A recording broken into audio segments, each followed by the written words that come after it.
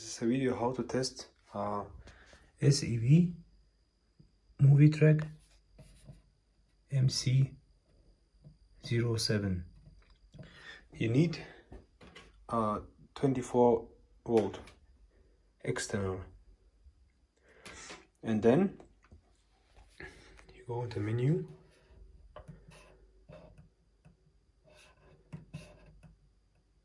parameter, then 800, enter.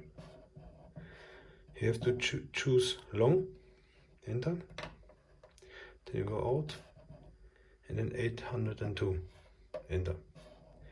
Yes, this is a reset to the standard values. So you go out,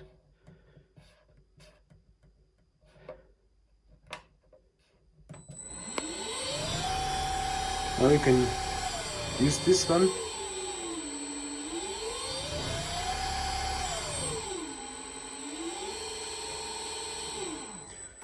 It's an easy test for this SEV.